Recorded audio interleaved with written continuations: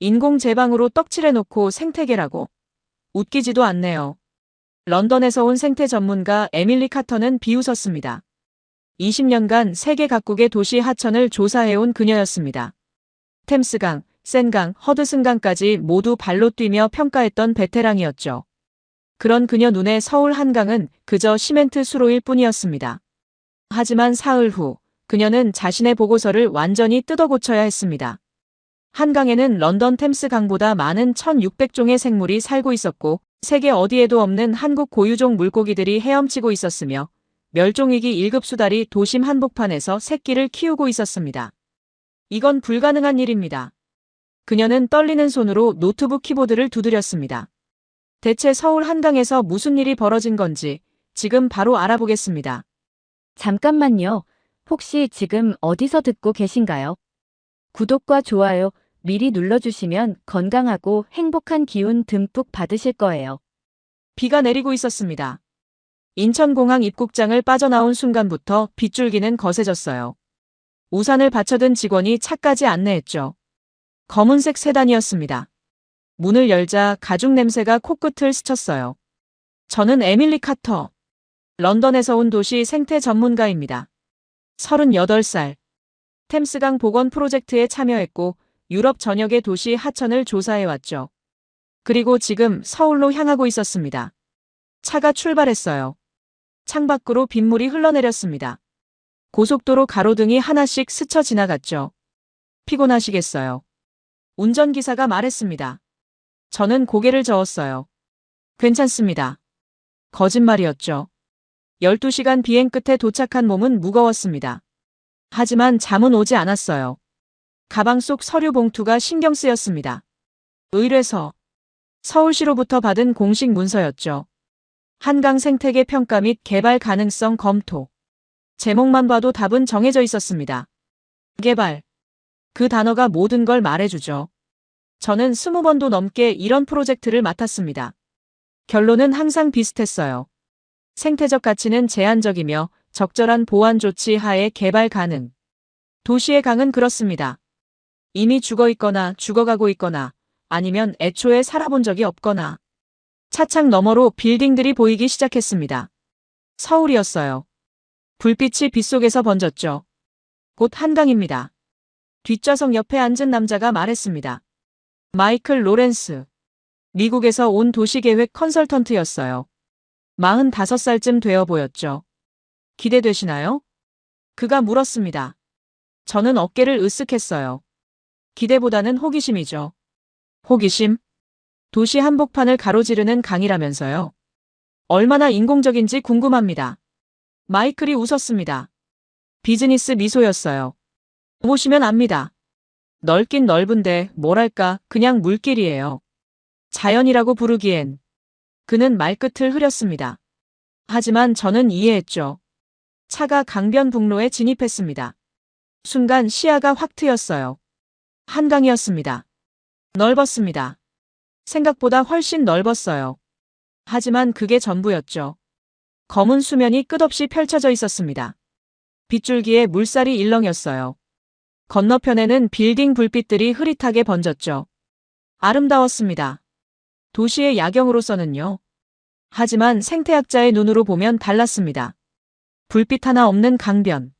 새소리도 물고기 뛰는 소리도 없는 정적. 인공 제방으로 곧게 정리된 수로. 저기 보이는 게 여의도입니다. 마이클이 손가락으로 가리켰어요. 저 섬 전체가 금융 중심지죠.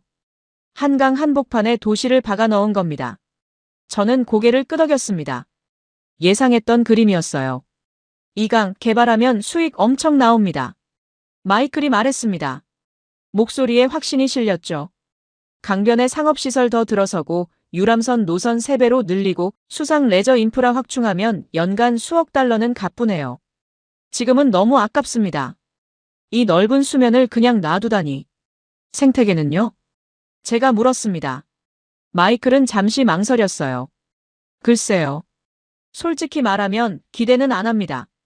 인공수로에 가까우니까요. 물론 조사는 해봐야겠지만 인공수로. 그 표현이 정확했습니다.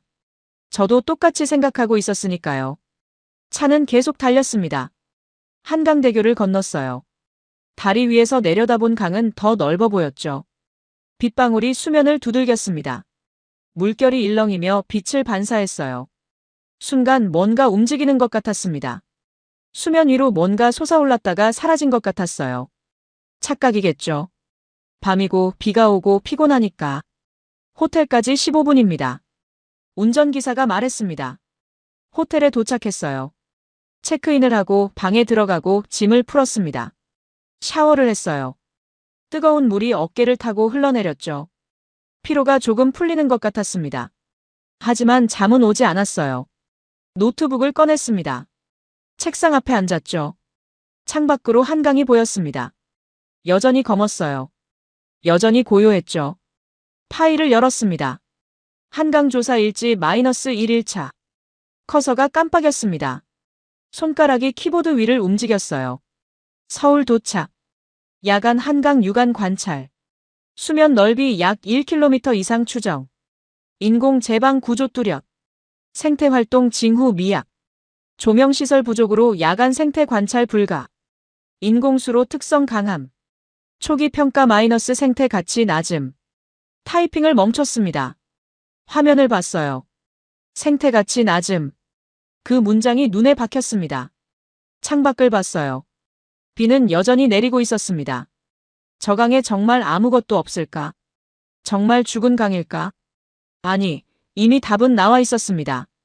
템스강도 그랬고, 센강도 그랬고, 허드슨강도 그랬어요. 도시의 강은 결국 같습니다. 사람이 너무 많으면 자연은 사라지죠. 노트북을 덮었습니다. 불을 껐어요. 침대에 누웠습니다. 천장을 봤죠. 내일 아침이면 본격적인 조사가 시작됩니다. 서울시 담당자를 만나고 데이터를 받고 브리핑을 듣고 현장을 돌 거예요. 하지만 이미 결론은 나 있었습니다. 적어도 저는 그렇게 생각했죠. 눈을 감았습니다. 비 소리가 들렸어요. 창문을 두드리는 빗방울 소리. 규칙적이면서도 불규칙한 리듬. 그 소리 사이로 뭔가 다른 소리가 섞여 있는 것 같았습니다. 물소리, 새소리, 바람소리. 아니, 착각이겠죠. 밤이니까, 비가 오니까, 피곤하니까. 하지만 귀는 계속 그 소리를 쫓았습니다. 저강에서 들려오는 듯한 알 수 없는 소리. 잠이 들었습니다. 그때는 몰랐습니다. 제가 얼마나 틀렸는지, 이 강이 얼마나 살아있는지, 그리고 내일 아침 제 모든 확신이 무너지기 시작할 거라는 것을. 아침이 밝았습니다. 커튼을 열자 햇빛이 쏟아져 들어왔어요. 비는 그쳤습니다. 하늘은 맑았죠. 창밖으로 한강이 보였어요. 어젯밤과는 달랐습니다. 푸른 빛이었어요. 수면이 햇빛을 반사하며 반짝였죠. 하지만 여전히 인공적으로 보였습니다. 곧게 뻗은 제방, 정리된 강변, 계획된 녹지, 도시의 강이었어요. 서울시청 회의실에 도착한 건 오전 10시였습니다. 넓은 테이블에 자료들이 펼쳐져 있었어요. 마이클이 먼저 와 있었죠. 좋은 아침입니다, 카터 박사님. 그가 커피를 건넸습니다. 저는 고맙다는 인사를 했어요. 문이 열렸습니다. 중년 남성이 들어왔죠. 회색 정장에 안경을 낀 모습이었습니다. 안녕하십니까? 박진수입니다. 서울시 생태조사팀장입니다. 그의 악수는 단단했어요. 목소리는 차분했죠. 멀리서 오느라 수고하셨습니다. 박진수는 자리에 앉았습니다. 노트북을 열었어요. 화면이 켜졌죠. 본격적인 현장 조사 전에 기초 데이터를 먼저 공유하겠습니다. 그가 프레젠테이션을 시작했어요. 첫 슬라이드가 떴습니다. 한강 생태계 현황. 숫자들이 나열되어 있었어요. 저는 노트를 꺼냈습니다. 펜을 잡았죠. 서울시 조사 기준 서울 하천 전체에 서식하는 생물은 총 1601종입니다. 박진수가 말했습니다. 저는 펜을 멈췄어요. 1601종. 제가 되물었습니다. 예, 1601종입니다. 그는 다음 슬라이드로 넘어갔어요. 식물 902종, 어류 71종, 조류 98종, 곤충 498종입니다. 5년 전 조사 때보다 151종이 증가했죠. 숫자들이 눈앞에서 춤췄습니다. 1600종, 151종 증가. 말이 안 됐어요. 잠깐만요. 제가 손을 들었습니다. 확인 좀 하겠습니다. 지금 1600종이라고 하셨나요? 예. 박진수는 담담했습니다. 저는 노트를 펼쳤어요. 제가 가져온 자료를 꺼냈죠. 런던 템스강이 1000종 정도입니다. 파리 생강은 800종 수준이고요. 알고 있습니다. 박진수가 고개를 끄덕였어요. 한강이 더 많습니다. 더 많다. 서울이. 이 도시가. 저는 웃음이 나왔습니다. 믿기지 않아서 나온 웃음이었어요. 런던보다 많다고요? 예. 인구 1000만 도시 한복판을 흐르는 강이 템스강보다 생물종이 많다고요? 그렇습니다. 박진수의 표정은 변하지 않았습니다. 마치 당연한 사실을 말하는 것처럼. 마이클이 끼어들었어요. 데이터 검증은 됐습니까? 혹시 중복 집계나 오류는 없나요? 서울대학교 국립생태원과 교차 검증했습니다. 오차 범위 3% 이내입니다. 박진수는 다음 슬라이드를 보여줬어요. 그래프였습니다. 시간에 따른 종수 변화. 1980년대. 어류 20종. 1990년대. 어류 40종. 2020년대. 어류 71종. 80년대에는 물고기가 거의 없었습니다. 박진수가 말했습니다. 공장 폐수, 생활하수가 그대로 흘러들었죠. 강은 죽어 있었습니다. 말 그대로 죽은 강이었어요. 그의 목소리에 처음으로 감정이 실렸습니다. 하지만 지금은 다릅니다. 다음 슬라이드. 물속 사진이었어요. 맑은 물. 자갈 바닥. 헤엄치는 물고기들. 어류 종수가 3배 이상 늘었습니다. 오히려 90-50년대 개발 이전 자연 하천 수준으로 돌아왔죠. 저는 화면을 뚫어지게 봤습니다. 말이 안 됐어요. 도시가 커질수록 생태는 무너집니다. 그게 법칙이죠. 제가 20년간 본 모든 사례가 그랬습니다. 런던도, 파리도, 뉴욕도. 하지만 서울은 달랐다는 겁니까? 어떻게 가능하죠? 제가 물었습니다. 박진수는 잠시 침묵했어요. 그러고는 천천히 말했죠. 직접 보시는 게 빠를 겁니다. 직접. 그 단어가 귓가에 맴돌았습니다. 내일 새벽 5시 광나루 한강공원에서 뵙겠습니다. 현장에서 확인하시죠. 박진수가 노트북을 덮었어요. 회의가 끝났습니다. 저는 자리에 그대로 앉아 있었어요. 노트를 봤죠. 1601종. 제가 쓴 숫자였습니다. 제 글씨가 맞는데 믿기지 않았어요. 마이클이 다가왔습니다. 어떻게 생각하십니까? 모르겠습니다. 솔직한 대답이었어요. 데이터가 맞다면 이건 정상이 아닙니다. 정상이 아니다. 도시 생태학 관점에서 볼 때 이런 수치는 나올 수 없습니다. 인구 밀도, 개발 강도를 고려하면 말이죠. 마이클은 턱을 괴었어요. 그럼 데이터가 틀렸거나 아니면 제 이론이 틀렸거나 둘 중 하나였습니다. 호텔로 돌아왔어요. 방에 들어가 노트북을 켰죠. 한강 관련 논문을 찾았습니다. 영문 자료, 한글 자료 가리지 않고 읽었어요. 하나씩. 수질 개선 그래프, 생물 다양성 지표, 보건사업 연역. 모든 자료가 같은 이야기를 하고 있었습니다. 한강은 살아나고 있다. 아니, 이미 살아났다고. 창밖을 봤습니다. 한강이 보였어요. 햇빛 아래 반짝이는 수면. 강 위를 날아가는 새들. 강변을 걷는 사람들. 저 안에 정말 1600종이 살고 있을까? 손이 떨렸습니다. 이유를 알 수 없는 떨림이었어요. 기대일까? 두려움일까? 아니면 둘 다일까? 내일 새벽. 현장에서 확인하게 될 겁니다. 제 눈으로. 제 귀로. 제 감각으로. 숫자가 아닌 실체를. 노트북을 덮었습니다. 침대에 누웠어요. 천장을 봤죠. 직접 보시는 게 빠를 겁니다. 박진수의 말이 맴돌았습니다. 눈을 감았어요. 내일이 기다려졌습니다. 동시에 두려웠죠. 제가 틀렸다면, 제가 20년간 믿어온 모든 게 틀렸다면, 그럼 저는 무엇을 해온 걸까요? 잠이 들었습니다. 하지만 꿈속에서도 숫자들이 떠다녔어요. 1601, 71, 98. 그리고 박진수의 목소리. 직접 보시죠. 알람이 울렸습니다. 새벽 4시 30분. 창밖은 아직 어두웠어요. 하지만 일어나야 했죠. 세수를 하고 옷을 입고 가방을 챙겼습니다. 카메라, 노트, 쌍안경. 호텔 로비로 내려갔어요. 택시가 대기하고 있었죠. 광나루 한강공원으로 가주세요. 차는 텅 빈 도로를 달렸습니다. 새벽의 서울은 고요했어요. 하지만 완전히 잠든 건 아니었죠. 편의점 불빛이 보였습니다. 조깅하는 사람들도 있었어요. 강변에 도착했습니다. 주차장에 차 한 대가 서 있었어요. 박진수였습니다. 그는 등산복 차림이었어요. 손에는 큰 가방을 들고 있었죠. 일찍 오셨네요. 그가 웃었습니다. 아직 어둡지 않습니까? 제가 물었어요. 곧 밝아집니다. 지금이 가장 좋은 시간이죠.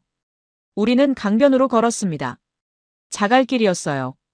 발밑에서 돌들이 부딪히는 소리가 났죠. 강물 소리가 들렸습니다. 철썩, 철썩. 물이 제 방을 부드럽게 두드렸어요. 공기가 달랐습니다. 차가웠지만 상쾌했어요. 물 냄새가 났죠. 저기 앉으시죠. 박진수가 벤치를 가리켰습니다. 앉았어요. 강을 마주봤죠. 어둠 속에서 물소리만 들렸습니다. 그리고 바람 소리, 나뭇잎이 흔들리는 소리. 조용했어요. 하지만 완전히 조용한 건 아니었습니다. 뭔가 살아 움직이는 소리들이 있었죠. 저기요. 박진수가 속삭였습니다. 손가락이 수면을 가리켰어요. 눈을. 어둠 속에서 뭔가 움직였습니다. 검은 그림자들. 하나, 둘, 셋. 아니, 수십 개. 오리입니다. 박진수가 말했어요. 청둥오리, 흰뺨 검둥오리. 지금 막 잠에서 깬 겁니다. 오리들이 물 위를 미끄러지듯 움직였습니다. 부리로 물을 뒤졌어요. 먹이를 찾는 거였죠. 동쪽 하늘이 밝아지기 시작했습니다. 검은색이 남색으로, 남색이 보라색으로 변했어요. 빛이 번졌죠. 그리고 안개가 보였습니다. 강 위에 안개가 깔려 있었어요. 얇은 막처럼. 물과 하늘 사이를 가렸죠. 숨을 멈췄습니다. 아름다웠습니다. 시작됩니다. 박진수가 말했어요. 무엇이요? 대답을 듣기도 전에 소리가 들렸습니다. 날갯짓 소리. 하늘을 봤어요. 새들이 날아오고 있었습니다. 한 마리가 아니었어요. 수십 마리. 아니, 수백 마리. 비자 편대였습니다. 기러기입니다. 박진수가 쌍안경을 건넸어요. 받아들었습니다. 하늘에 맞췄죠. 렌즈 속으로 새들이 들어왔습니다. 큰 날개, 긴 목, 검은 부리, 큰 기러기였어요. 편대가 강 위를 지나갔습니다. 울음소리가 들렸어요. 999, 999. 심장이 빨라졌습니다. 기러기 떼가 지나가자 다른 새들이 나타났어요. 외갈이었습니다. 긴 다리, 긴 부리. 천천히 날갯짓하며 날아왔죠. 물가에 내려앉았습니다. 움직이지 않았어요. 동상처럼. 그러고는 순간 부리를 물속으로 쑤셨습니다. 물고기를 낚아챘죠. 빨랐어요. 눈 깜짝할 사이였습니다. 하늘이 더 밝아졌어요. 햇빛이 강 위에 내려앉기 시작했죠.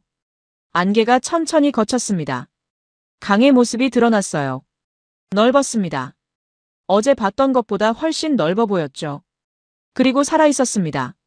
물 위의 오리들, 하늘의 기러기들, 강변의 외가리들. 모든 게 움직이고 있었어요. 저기요. 또 다른 목소리가 들렸습니다. 뒤를 돌아봤어요. 젊은 여성이 서 있었습니다. 20대 후반쯤 되어 보였어요. 카메라를 목에 걸고 있었죠. 안녕하세요. 김서연입니다. 그녀가 밝게 웃었습니다. 여기 자주 오시나 봐요? 제가 물었어요. 네. 주말마다 와요. 새 보러요. 탐조가 취미신가요? 취미에서 시작했는데 이제는 전공이 됐어요. 대학원에서 환경생물학 공부하고 있습니다. 서연이 옆에 앉았습니다. 강을 봤어요. 오늘 좋네요. 종교체 시즌이라. 종교체요? 겨울 철새가 떠나고 텃새랑 여름 철새가 자리 잡는 시기요. 지금이 딱 그때예요. 그녀가 쌍안경을 들었습니다. 하늘을 훑었죠. 저기 봐요. 손가락이 하늘을 가리켰습니다. 고개를 들었어요. 새 한 마리가 급강하하고 있었습니다. 빨랐어요. 화살처럼. 맹금류였습니다. 황조롱이에요. 서연이 소리쳤어요. 새는 물 위를 스쳤습니다. 발톱으로 뭔가를 낚아챘어요. 다시 날아올랐죠. 물고기였습니다. 새의 발톱에 물고기가 매달려 있었어요. 저 새, 여기 텃새예요. 1년 내내 살죠. 서연이 설명했습니다. 한강에 맹금류가 삽니까? 제가 물었어요. 당연하죠. 황조랭이, 새매, 말똥가리. 운 좋으면 흰꼬리수리도 볼 수 있어요. 흰꼬리수리. 천연기념물급 맹금류. 도시 한복판에서. 믿기지 않았습니다. 하지만 제 눈앞에서 황조롱이가 사냥을 했어요. 실제로. 겨울에는 기러기 떼가 엄청 많아요. 수천 마리씩 와요. 지금은 북쪽으로 올라가는 중이라 좀 줄었지만. 서연이 카메라를 꺼냈습니다. 셔터를 눌렀어요. 찰칵, 찰칵. 여기가 좋은 게 지하철로 30분이면 오거든요. 퇴근하고 저녁에 와도 되고 주말 아침에 와도 되고. 그녀는 자연스러웠습니다. 마치 공원 산책 이야기하듯. 하지만 이건 공원이 아니었어요. 야생이었죠. 도시 한복판의 야생. 햇빛이 강을 비췄습니다. 수면이 금빛으로 물들었어요. 새들의 울음소리가 사방에서 들렸습니다. 오리, 기러기, 외가리, 박새, 떼까치. 겹쳐졌어요. 하나의 교향곡처럼. 저는 그 자리에 서서 듣고 있었습니다. 숫자가 아니었어요. 이건 데이터가 아니었죠. 살아있었습니다. 진짜로. 박진수가 다가왔어요. 어떻습니까? 그가 물었습니다. 저는 대답할 수 없었어요. 목이 메었습니다. 20년. 20년간 도시 생태를 연구했습니다. 하지만 이런 장면은 본 적이 없었어요. 도시 안에서.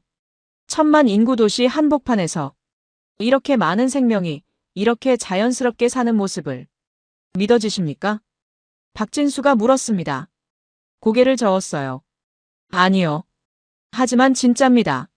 알아요. 제가 속삭였습니다. 그래서 더 믿기지 않아요.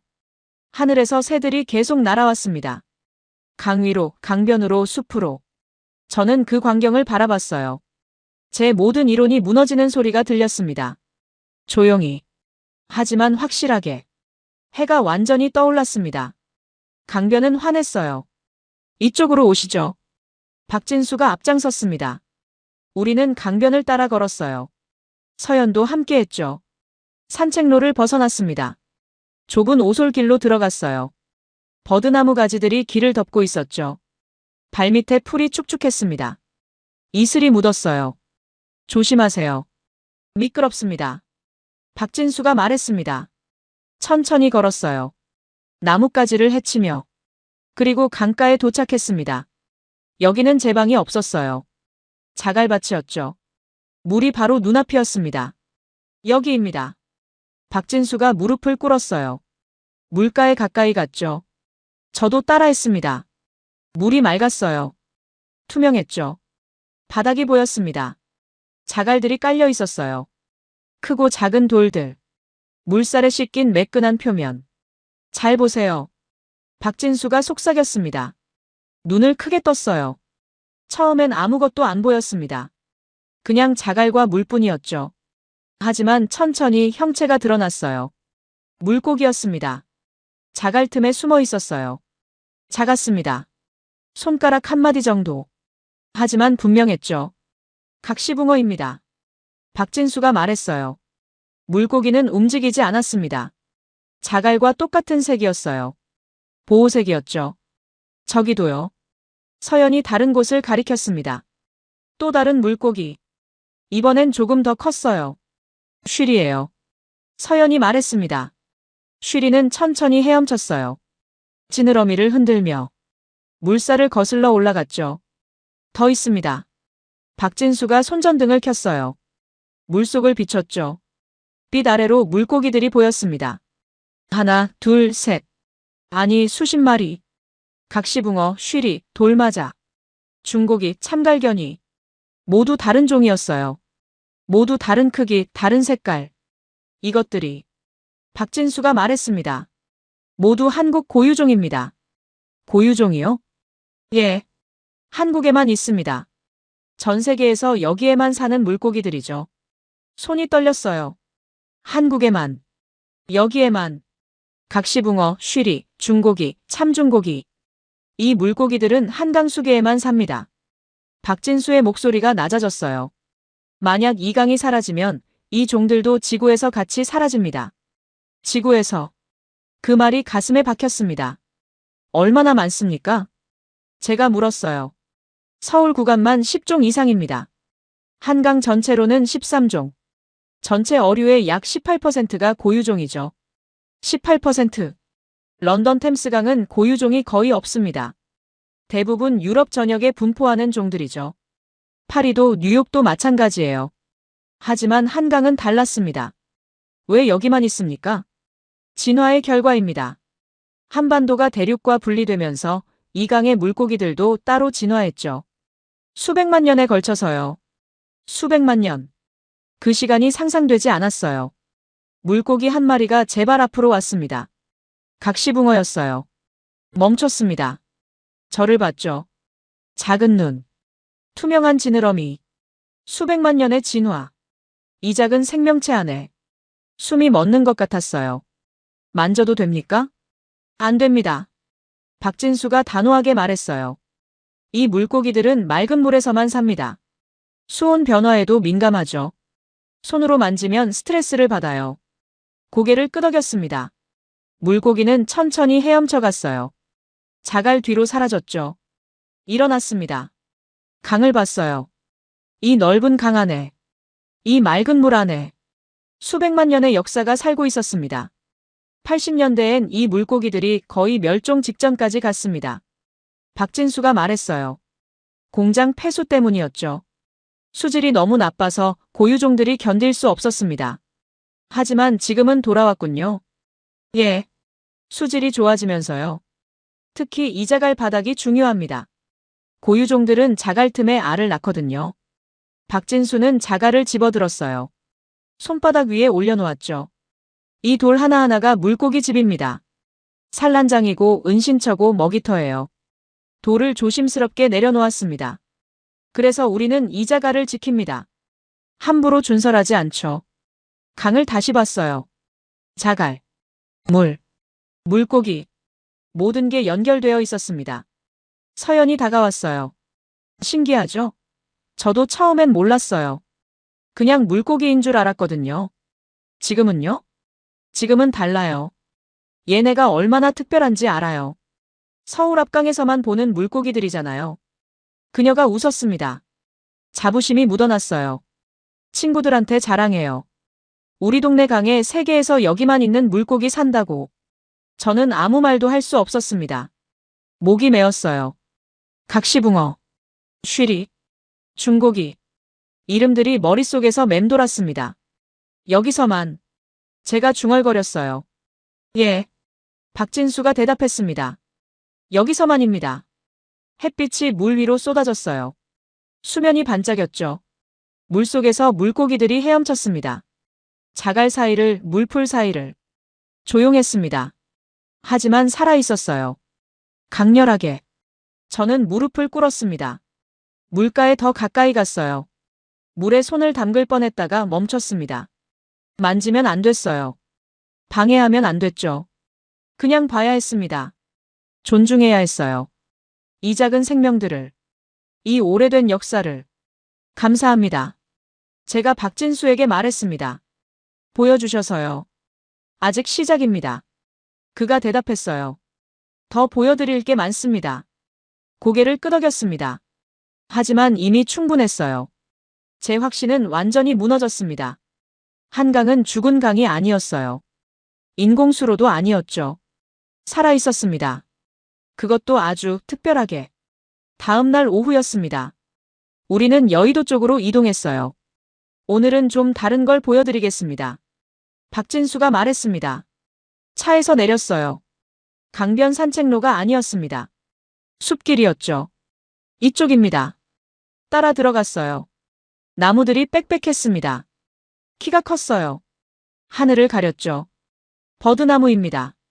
박진수가 나무를 쓰다듬었어요. 한강 수변의 주인공이죠. 버드나무. 가늘고 긴 잎들이 바람에 흔들렸습니다. 이 나무들이 뭐 하는 겁니까? 제가 물었어요. 서울을 지킵니다.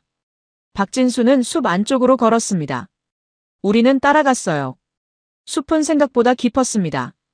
햇빛이 거의 들어오지 않았어요. 하지만 어둡지는 않았죠. 초록빛이 가득했습니다. 버드나무 한 그루가 하루에 물 200리터를 빨아올립니다. 박진수가 설명했어요. 여기 있는 나무가 몇 그루인지 아십니까? 고개를 저었습니다. 수만 그루입니다. 한강 전체로는 수십만 그루죠. 수십만 그루. 그 나무들이 매일 물을 정화합니다. 뿌리로 오염물질을 걸러내고 잎으로 미세먼지를 붙잡아요. 미세먼지. 그 단어에 귀가 솔깃했습니다. 공기 정화도 합니까? 당연하죠. 나무 한 그루가 1년에 이산화탄소 15kg을 흡수합니다. 여기 있는 숲 전체로 계산하면 박진수는 잠시 멈췄어요.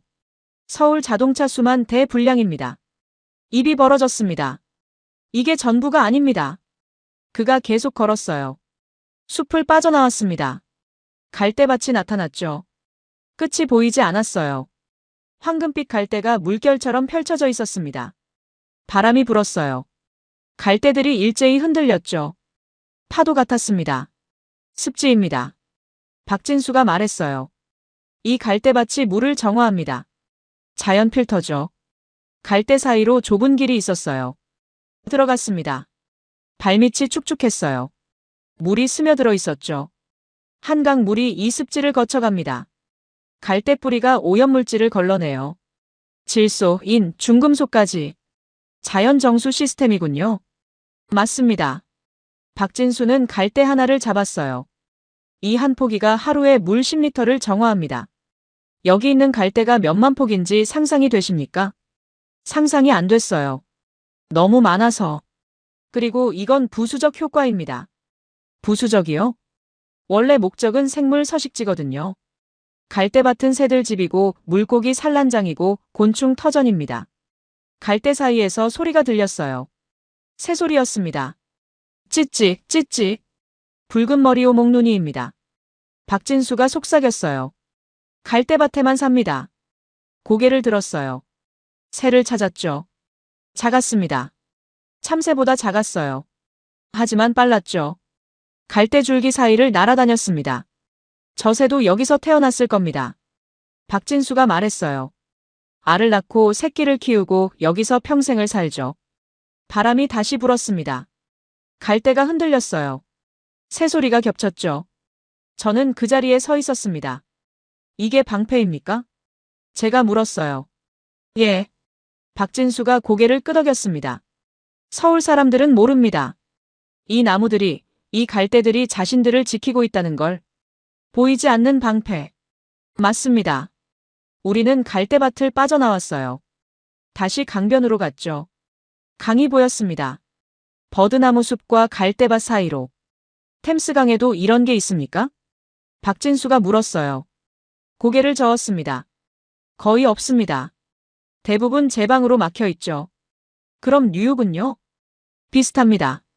박진수는 강을 봤어요. 한강은 다릅니다. 사람과 자연이 같이 숨쉬는 공간이죠. 그의 말이 가슴에 와닿았습니다. 같이 숨쉰다. 정말 그랬어요.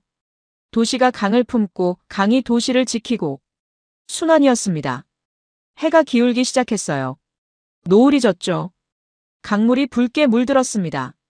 감사합니다. 제가 말했어요. 또 하나 배웠습니다. 박진수가 웃었습니다. 내일 더 보여드릴게요. 고개를 끄덕였습니다. 하지만 이미 충분했어요. 제 보고서는 다시 쓰여야 했습니다.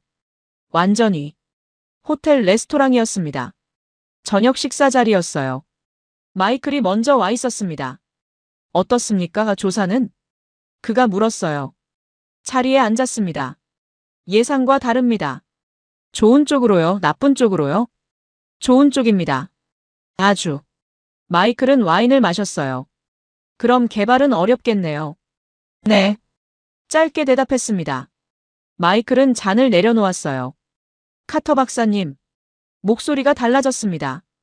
우리가 여기 온 이유를 아시죠? 압니다. 개발 가능성 검토입니다. 생태 보존이 아니라.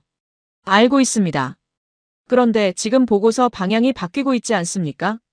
저는 침묵했어요. 맞는 말이었으니까요. 이 강에는 1600종이 삽니다. 제가 말했어요. 고유종만 13종입니다. 멸종 위기종도 있고요. 알아요. 마이클이 끼어들었습니다. 하지만 그게 전부입니까? 이 넓은 강을 그냥 놔둬야 합니까? 지금도 충분히 활용되고 있습니다. 시민 산책로로요? 자전거 도로로요? 그의 목소리가 높아졌어요. 이 강변에 상업시설 들어서면 일자리 수천 개 생깁니다. 관광 수익은 연간 수억 달러고요. 생태계를 파괴하면서요. 파괴가 아니라 공존입니다. 마이클이 몸을 앞으로 기울였어요. 적절히 개발하면 됩니다. 일부 구간만 상업화하고 나머지는 보존하는 거죠. 안 됩니다. 제가 단호하게 말했어요. 생태계는 연결되어 있습니다. 일부만 건드려도 전체가 흔들려요. 근거가 있습니까? 제 20년 경험이 근거입니다. 마이클은 한숨을 쉬었어요. 카터 박사님, 현실을 보십시오. 저는 현실을 보고 있습니다. 아닙니다. 이상을 보고 계십니다. 우리는 서로를 봤어요. 침묵이 흘렀죠. 이 도시에 1000만 명이 삽니다. 마이클이 다시 말했어요. 그 사람들에게 일자리가 필요하고 경제가 필요합니다. 물고기 몇 마리보다 사람이 먼저 아닙니까? 물고기 몇 마리가 아닙니다. 제가 목소리를 높였어요. 생태계 전체입니다.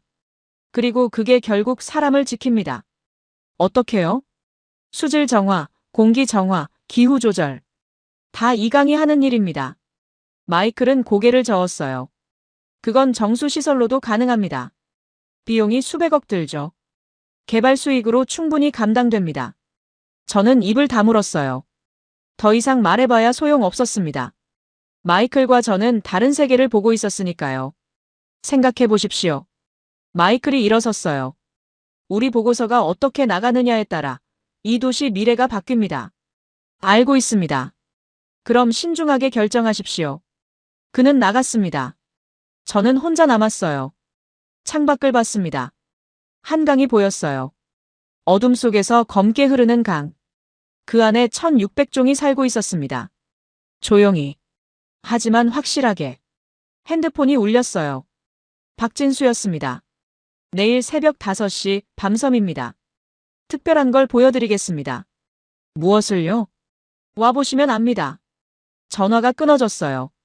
저는 의자에 기댔습니다. 마이클의 말이 맴돌았어요. 현실을 보십시오. 하지만 현실이 뭔지 모르겠었습니다. 돈이 현실입니까? 생명이 현실입니까? 아니면 둘 다입니까? 잠을 이룰 수 없었어요. 새벽이었습니다. 밤섬 선착장에 도착했어요. 박진수가 기다리고 있었습니다. 작은 보트가 있었죠. 타십시오. 보트에 올랐어요. 엔진이 걸렸습니다. 물살을 가르며 나아갔어요. 어둠 속에서 섬이 보였습니다. 밤섬이었죠. 사람이 안 사는 섬입니다. 박진수가 말했어요. 철새 도래지로 보호되고 있죠. 배가 섬에 닿았습니다. 내렸어요. 모래사장이었습니다. 발이 푹푹 빠졌죠. 조용히 하셔야 합니다. 박진수가 속삭였어요. 고개를 끄덕였습니다. 우리는 섬 안쪽으로 걸었어요. 갈대밭을 지나고 버드나무 숲을 지났죠. 그리고 물가에 도착했습니다. 여기서 기다립니다. 박진수가 앉았어요. 저도 앉았습니다. 고요했어요. 물소리만 들렸죠. 기다렸습니다. 얼마나 지났을까요? 10분, 20분. 동쪽 하늘이 밝아지기 시작했어요. 그때였습니다. 물 위에 뭔가 떠올랐습니다. 작은 머리, 젖은 털, 수달이었습니다. 숨이 멎었어요. 수달은 물 위를 헤엄쳤습니다. 천천히 조용히. 그러고는 물속으로 잠수했어요. 사라졌습니다. 몇 초 후 다시 떠올랐죠. 입에 뭔가 물고 있었어요. 물고기였습니다. 수달은 물가로 왔습니다. 바위 위로 올라갔어요. 물고기를 먹기 시작했죠. 저는 숨도 쉬지 않았습니다. 박진수가 제 팔을 톡 쳤어요. 다른 곳을 가리켰습니다. 또 다른 수달이 있었어요. 더 작았습니다. 새끼였죠. 어미를 따라 헤엄쳤어요. 서투르게. 하지만 열심히. 두 마리가 함께 물속으로 들어갔습니다. 나란히. 햇빛이 수면을 비췄어요. 물속이 보였죠. 수달들이 헤엄치고 있었습니다. 우아하게, 빠르게. 사냥하고 있었어요. 물고기를 쫓았습니다. 순식간에 따라잡았죠. 어미가 물고기를 물었어요. 수면으로 올라왔습니다. 새끼에게 줬죠. 새끼는 받아먹었습니다. 멸종위기 1급입니다. 박진수가 속삭였어요. 천연기념물 330호. 전국에 몇 마리 없습니다. 여기는요? 15마리 정도 됩니다. 15마리. 도시 한복판에. 수달이 산다는 건 뭘 의미합니까? 제가 물었어요. 생태계가 완성됐다는 뜻입니다. 박진수가 대답했어요. 수달은 먹이사슬 최상이거든요. 밑에서부터 모든 단계가 제대로 작동해야 살 수 있죠. 모든 단계. 플랑크톤, 수초, 곤충, 작은 물고기, 큰 물고기. 그리고 수달. 피라미드였습니다. 완벽한 피라미드. 수달 어미가 물에서 나왔어요. 털을 털었죠. 물방울이 사방으로 튀었습니다. 햇빛에 반짝였어요. 무지개 같았습니다. 새끼도 나왔어요. 어미 옆에 앉았죠. 둘은 그렇게 앉아 있었습니다. 햇빛 아래에서. 저는 눈물이 났습니다. 왜 우는지 몰랐어요. 감동이었을까요? 안도였을까요?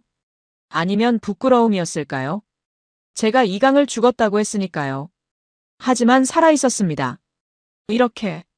수달들은 다시 물로 들어갔어요. 사라졌죠. 하지만 저는 알았습니다. 이강 어딘가에 그들이 살고 있다는 걸. 그리고 앞으로도 살 거라는 걸. 이제 믿으십니까? 박진수가 물었어요. 고개를 끄덕였습니다. 예. 뭘요? 이 강이 살아있다는 걸. 박진수가 웃었습니다. 처음부터 그랬습니다. 알아요. 제가 말했어요. 이제 알아요. 호텔 방으로 돌아왔습니다. 노트북을 켰어요. 보고서 파일을 열었죠. 한강 생태계 평가 및 개발 가능성 검토. 커서가 제목 위에 있었습니다. 삭제했어요. 새로 썼습니다. 한강 생태계 보전 가치 평가 보고서. 본문을 봤어요. 생태 가치 낮음. 그 문장도 지웠습니다. 손가락이 키보드 위를 움직였어요. 서울 한강은 세계에서 가장 생물 다양성이 높은 도시 하천이다. 멈췄습니다. 맞는 말인가 확인했어요. 맞았습니다. 계속 썼습니다. 총 1601종의 생물이 서식하며 이는 런던 템스강, 파리 생강을 상회하는 수치다. 한국 고유종 13종이 확인되었으며 이는 전체 어류의 18%에 달한다. 멸종위기종 수달, 흰꼬리수리 등이 도심 내에서 안정적으로 서식 중이다. 이는 생태계가 정상 작동하고 있음을 보여주는 명확한 증거다. 손이 멈추지 않았습니다. 버드나무 숲과 갈대 습지는 자연 정화 시스템으로 기능하며 연간 수질 정화 비용 수백억 원에 상당하는 생태 서비스를 제공한다. 결론 한강은 개발 대상이 아니라 보전 대상이다. 이 강의 생태적 가치는 금전으로 환산 불가능하며 인류 공동의 자산이다. 개발은 권장하지 않는다. 마침표를 찍었습니다. 파일을 저장했어요. 노트북을 덮었죠. 창밖을 봤습니다. 한강이 보였어요. 햇빛 아래 빛나고 있었습니다. 문을 나섰어요. 엘리베이터를 탔습니다. 로비로 내려갔죠. 밖으로 나왔어요. 택시를 탔습니다. 한강공원으로 가주세요. 차가 출발했어요. 창밖으로 서울이 스쳐 지나갔습니다. 빌딩, 도로, 사람들. 그리고 강변에 도착했어요. 차에서 내렸습니다. 강변을 걸었어요. 사람들이 있었습니다. 조깅하는 사람, 자전거 타는 사람, 산책하는 사람. 새들도 있었어요. 오리, 기러기, 외가리. 모두 자연스러웠습니다. 모두 함께 있었죠. 벤치에 앉았습니다. 강을 봤어요. 물이 흘렀습니다. 끊임없이 조용히. 그 안에 수달이 살고, 각시붕어가 헤엄치고, 갈대가 자라고, 버드나무가 뿌리 내리고, 모든 게 연결되어 있었습니다. 핸드폰이 울렸어요. 마이클이었습니다. 받았습니다. 보고서 받습니다. 그의 목소리가 차가웠어요. 예. 개발 불가 의견이던데요. 맞습니다. 침묵이 흘렀어요. 후회하지 않으십니까? 아니요. 확실합니까? 확실합니다. 마이클은 한숨을 쉬었어요. 알겠습니다. 제 보고서는 따로 올리겠습니다. 그러십시오. 전화가 끊어졌습니다. 저는 핸드폰을 내려놓았어요. 후회는 없었습니다. 오히려 후련했죠. 20년 만에 처음으로 제대로 된 일을 한 것 같았습니다. 발소리가 들렸어요. 박진수였습니다. 여기 계셨군요. 그가 웃으며 다가왔어요. 보고서 제출하셨다면서요? 어떻게 하셨어요? 서울시에서 연락 왔습니다. 박진수가 옆에 앉았어요. 감사합니다. 제가 감사하죠. 왜요? 보여주셔서요. 이 강을. 박진수는 강을 봤습니다. 이 강은 원래 이랬습니다. 우리가 지킨 게 아니라 돌아온 거예요. 돌아왔다고요? 예. 원래 자리로. 그의 말이 가슴에 와닿았습니다. 원래 자리. 자연의 자리. 앞으로도 지켜질까요? 제가 물었어요. 지켜야죠. 박진수가 단호하게 말했습니다. 우리 아이들도 봐야 하니까요. 이 수달들, 이 물고기들. 고개를 끄덕였습니다. 해가 기울었어요. 노을이 졌습니다. 강물이 붉게 물들었어요.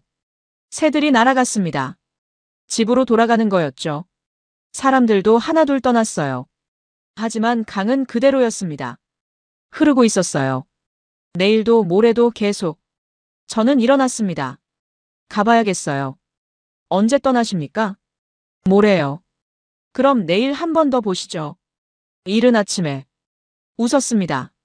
좋습니다. 호텔로 돌아왔어요. 노트북을 다시 켰습니다. 이메일을 썼어요. 런던 사무실로. 한강 조사 완료. 개발 불가 의견 제출. 이 강은 세계적 보호 가치를 지님. 추가 연구 권장. 보냈습니다. 창밖을 봤어요. 밤이 내렸습니다. 하지만 한강은 보였어요. 불빛에 반짝이며 살아 있었습니다. 지금도 앞으로도. 눈을 감았습니다. 감사했어요. 이 강을 만나서. 진실을 알게 돼서. 그리고 제 확신이 무너져서. 때로는 틀리는 게 배우는 거니까요. 잠이 들었습니다. 꿈속에서 강이 흘렀어요. 끝없이.